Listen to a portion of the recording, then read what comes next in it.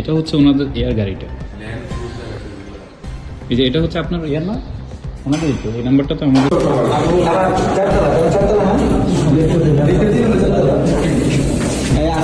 রাত্রেবেলা তো সবটাই বেশি।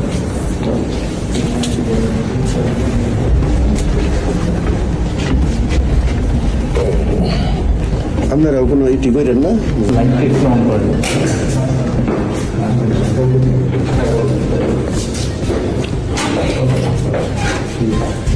আমরা তো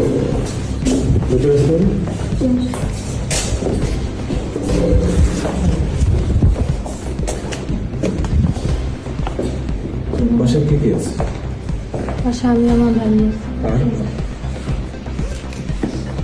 স্যার একটু ক্যামেরাটা অফ করতে পারবেন? বলুন, কথা বলছি, সমস্যা নেই। এইভাবে আপনি একটু গেঞ্জি পরেন। আচ্ছা, এই বাসায় কে থাকে? এই বাসায় আমরাই থাকি। আর কে থাকে? আমার আব্বু আম্মু থাকে সাথে। আপনার আব্বু আম্মু কই? আমার আব্বু আম্মু তো এখন বাসায় নেই। না, আমি তো কই। ওরা আছে, চলে গেছে বাসা থেকে। কবে? আজকেই প্রথম আগে চলে গেছে। কখন? 10-15 মিনিট। ভিডিও হচ্ছে। কতক্ষণ আগে? 10-15 মিনিট হবে। এখন বাজে কত? 3টা। 10-15 মিনিট আগে জি চলে গেছে। জি। গেট দিয়ে বেরিয়ে গেছে। বিয়ে হয়েছে তো আমি যাই না আর কি। আমার ছোটো ভাই আছে তো বাসার মধ্যে, এই জন্য আমি বাসায় গেছি। নিচে নিচে আমাদের আছে না,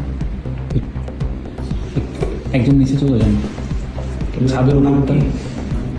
আলী হোসেন শিশির, তিনি কোথায়? উনিও চলে গেছে আর। আমরা একটু দেখতে পারি? হ্যাঁ দেখেন, সমস্যা নেই, দেখেন দেখেন।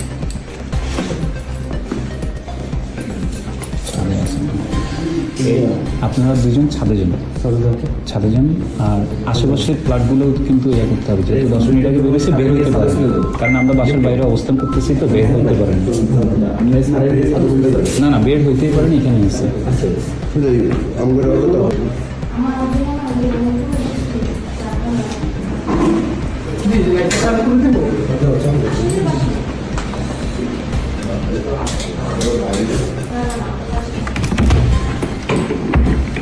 বক্সগুলোতে দেখেন, উপরের বক্সগুলো থেকে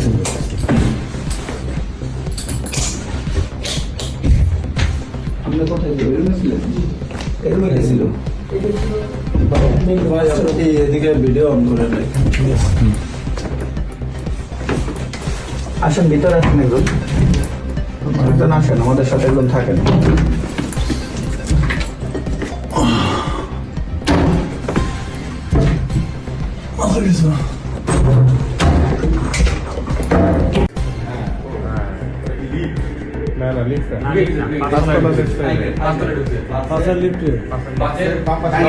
সম্পূর্ণ দায়ভার আপনি। অবশ্যই আমার দায়ভার। ঠিক আছে, যদি ফুটেজ ডিলিট হয় সম্পূর্ণ দায়ভার আপনার। ফুটেজ যদি ফুটেজ না, শুধু সবকিছু হইলে আমার দায়ভার। আমি বাসার কেয়ারটেকার না। ঠিক আছে, থ্যাংক ইউ। ঠিক আছে, থ্যাংক ইউ।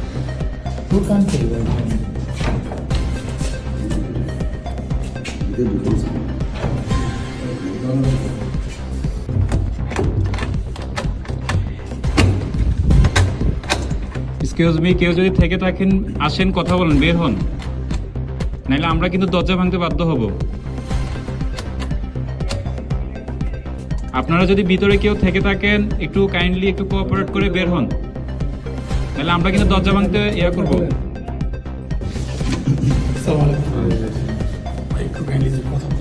না না কে? না না, please। কে? বলেন কে?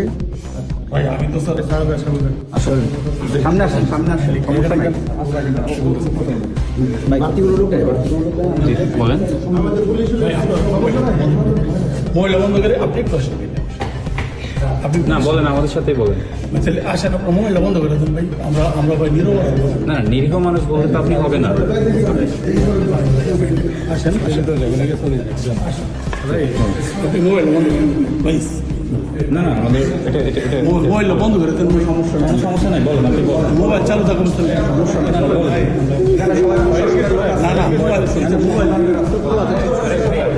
রেকর্ড হচ্ছে, রেকর্ড হবেই। রেকর্ড হবে। ভাই আমরা কিন্তু ভাই আমরাও কিন্তু বৈষম্য শিকার আমার ব্যবসা হচ্ছে সব বন্ধ। সেটা পুলিশ দেখবে, প্রশাসন দেখবে, তদন্ত শেষে দেখবে। আপনি আমার সাথে একটু কোঅপারেট করেন, চলেন। আপনি উনি মহিলা মানুষ, ওনাকে কষ্ট দিয়ে আপনার বাসায় পৌঁছে ভাই এতটুকু আপনার কাছে আল্লাহ আসে। বাঁচতে ভাই আমরা আপনি সিম্পাতি দেখায় তো লাভ নেই ভাই, সিম্পাতি ভাই দেখায় আমরা কিন্তু কোনো অন্যায়ের সাথে জড়িত না। আমরা কোনো অন্যায়ের সাথে জড়িত না। ভাই একটু মোবাইল রাখাই ভাই আপনার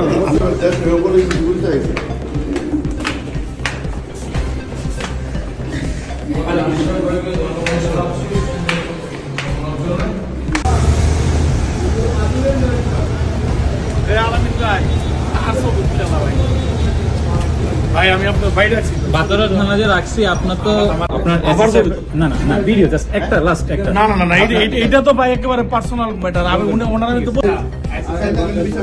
উনি যারা ব্যবসায়ী মানুষ হইতাছে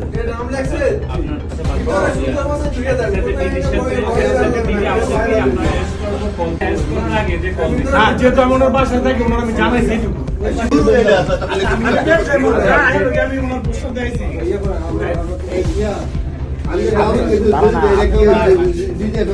আসসালামু আলাইকুম, আমি একজন আন্দোলনকারী, বৈষম্যবিরোধী ছাত্র আন্দোলন। গতকাল রাতে একটি ইনফরমেশনের ভিত্তিতে আমরা বৈষম্যবিরোধী ছাত্র আন্দোলন স্টুডেন্টরা কে ব্লকের 19 নম্বর রোডের একটি বাসায় আমরা আসি। আমাদের ইনফরমেশনটা ছিল যে আওয়ামী লীগের আলী হোসেন শিশির, যিনি আওয়ামী লীগের কেন্দ্রীয় শিল্প এবং বাণিজ্য বিষয়ক উপকমিটির একজন সদস্য এবং নরসিংদী 1 আসনের থেকে আওয়ামী লীগের এমপি ক্যান্ডিডেট ছিল, এবং তিনি নরসিংদী জেলা আওয়ামী লীগের প্রচার সম্পাদক, এবং তিনি ওনার বিরুদ্ধে কয়েকটি হত্যা মামলা আছে, 4টি হত্যা মামলা আছে, 2টি হত্যা চেষ্টা এবং 2টি হত্যা মামলা।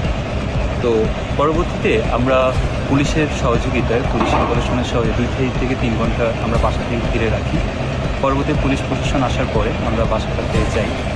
যাওয়ার পরে প্রথমে আমরা বাসাটাতে যখন যাই, সর্বপ্রথম অনেক কাহিনী আমাদেরকে করতে হয়, বিভিন্ন জায়গা থেকে দলীয় একটা চাপ থাকে। বিএনপির কিছু নেতাকর্মী ছিল, আমাদেরকে করতেছিল, বা পরবর্তীতে একটা সময় তারা চলে যায়। পরবর্তীতে আমরা স্টুডেন্টরা, বৈষম্যবিরোধী ছাত্র আন্দোলন স্টুডেন্টরা পুলিশের সহযোগিতায় আমরা বাসার 3 তলার ফ্লোরটাতে উঠি। ওঠার পরবর্তীতে আমরা ওই ফ্লোরে অনেক খোঁজাখুঁজি করেও আমরা তাকে পাই না। তার পরবর্তীতে আমরা সিসিটিভি ফুটেজ আমরা চেক করি, নিচের বিল্ডিংয়ের ম্যানেজারের ওইখান থেকে আমরা সিসিটিভি ফুটেজ চেক করে আমরা পরবর্তীতে 4 তলায় একটা কক্ষতে যাই আমাদের সিসিটিভি ফুটেজ অনুযায়ী। সেখানে আমরা আওয়ামী লীগের সেই নেতাকে পাই। তার পরবর্তীতে তিনি সর্বপ্রথম যখন গেটটা খোলে, আমরা পুলিশ সহ প্রায় 5 থেকে 10 মিনিট হচ্ছে আমরা ওনার এয়ারতেই কথা বলতেছিলাম যে প্লিজ দরজা খুলেন। উনি কোনোভাবেই দরজা খুলতেছে না। আর উনি মেনলি ওই দরজা খোলার আগে অবস্থায় ওনার ফোন থেকে, ওনার ফোন অফ ছিল, ওনার মেয়ের ফোন থেকে বা বিভিন্ন জায়গা থেকে কল আসতেছিল, ওনার মেয়ে শুধু বারবার ফোনটা হাইড করতেছিল। যাই হোক, সেটি আমাদের দেখার বিষয় না। আমরা তাকে যখন আইডেন্টিফাই করতে পারি, ওই বাসাটার মধ্যে ছিল, কনস্ট্রাকশনের যে বিল্ডিংটা ছিল ওইখানে ছিল উনি। পরবর্তীতে আমরা ওনাকে অনেকবার চেষ্টা করেও তারপর পরবর্তী একটা সময় আমরা যখন ভিতরে ঢুকতে পারি, পুলিশ প্রশাসনের সহযোগিতায় যখন রুমটার দরজা খোলা হয়, উনি কলে কথা বলা অবস্থায়, যেটা একটু পরে আপনারা কমেন্টের ভিডিও লিঙ্কে আমি ভিডিও দিয়ে দিব, আপনি সেখানে দেখতে পারবেন। তো উনি ডিরেক্ট আমাকে একটা কল ধরায়, আমাকে এবং পুলিশের যে দায়িত্বরত কর্মকর্তারা যারা ছিলেন তাদেরকে কল ধরায় দেবো, একটু কথা বলেন।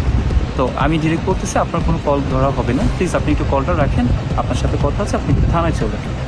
পরবর্তীতে উনি আমাকে ওইখানে রানিং অবস্থায় বর্তমান SSF ডিজি, তার ব্যক্তিগত পিএস ডিজি, উনি আমাকে কল দেন। কল দিয়ে আমাকে না দারোয়ানের নাম্বারে কল দেয়। দারোয়ানের নাম্বারে কল দিয়ে আমার সাথে কথা বলতে চায়। প্রথমে আমার পরিচয় জানতে চায়।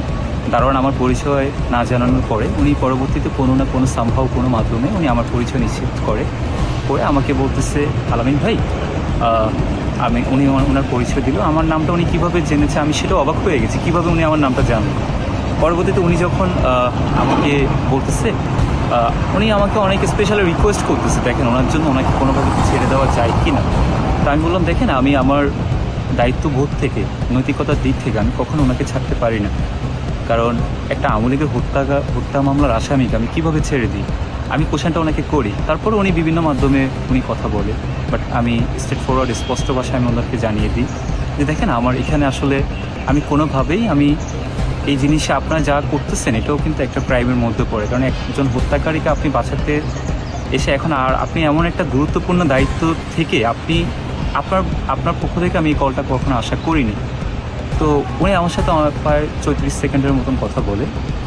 পরবর্তীতে এসএসএফ ডিজি পিএসসি নাম্বার থেকে আবার আমার সাথে যোগাযোগ করে, ওনারও সেম তদবির। আমি স্পষ্ট ভাষায় ওনাকেও আমি সেম বলি যে দেখেন আমি কোনোভাবেই এটা আমি করবো না, আমি ওনাকে পুলিশ প্রশাসনের মাধ্যমে আমরা যেহেতু আছে আমরা পুলিশ হস্তান্তর করে দিব, এটাই আমাদের। পরবর্তীতে আমি যখন ওনাকে নিয়ে নিচে যাই, এর পরবর্তীতে ওইখানে ফোনে আরও 2টা কল আসে। সরকারি উচ্চপদস্থ সেনা অফিসার একজন মনে হয় ব্রিগেডিয়ার জেনারেল, কোনো একটা ক্যান্টনমেন্ট কলেজে আছে, ঢাকা ক্যান্টনমেন্ট পাবলিক কলেজে অথবা অন্য কোনো একটা ক্যান্টনমেন্ট কলেজে, ঢাকা ক্যান্টনমেন্টের মধ্যেই উনি তখন আসে। উনি আসার পরে হচ্ছে উনি কল দিয়ে আমাকে সেম ওই যে পিএসের মতন তদবির করতে বলে। উনি তদবির করে পরবর্তীতে যখন আমি ওনার তদবির আমি স্পষ্ট ভাষা ওনাকেও জানিয়ে দিয়েছি যে দেখেন এর আগেও 2জন আমাকে কল দিয়েছে, তো আমি আপনার পরিচয়টা আগে একটু কনফার্ম হই। তো উনি ওনার পরিচয় দেয়, লেফটেন্যান্ট কর্নেল নাকি ব্রিগেডিয়ার জেনারেল, হয়তো আমার মনে পড়ছে না, বাট ওইরকম কিছু একটা পরিচয় দেয়, প্রিন্সিপাল পরিচয় দিয়ে ওনাকে বলে যে হচ্ছে ওনাকে ছেড়ে দিতে। তো আমি বলছি আপনি কি জানেন উনি একজন হত্যা মামলার আসামি? তো সেটি জেনেও ওনারা আমার দিক থেকে আমাকে যথেষ্ট রিকোয়েস্ট করেন, বলতেছে আলামিন ভাই একটু ছেড়ে দেন। তো আমি কোনোভাবে ওনাদের কথায় রাজি হচ্ছিলাম না। তো বিভিন্ন নাম্বার থেকে আরেকটা নাম্বার থেকে কল আসে, হয়তো বা ওটা ডিজিএফআই হয়তো বা কোনো গোয়েন্দা সংস্থার নাম্বার থেকে, সব দারোয়ানের নাম্বারে কলটা আসতেছিল। তো উনি সেম হচ্ছে আমার সাথে আবার কথা বলতে চায়। তো পরবর্তীতে আমি আসলে এত পরিমাণ কল আসছিল পুলিশ প্রশাসন, এবং ওরাও আসলে হয়ে যাইতেছিল, ওরাও আমাকে বারবার করে ওরাও হয়ে যাইতেছিল যে জিনিসটা আসলে কোন দিবা, ওনারাও তখন জিনিসটা বুঝতে পারছে যে আসলে হচ্ছেটা কি।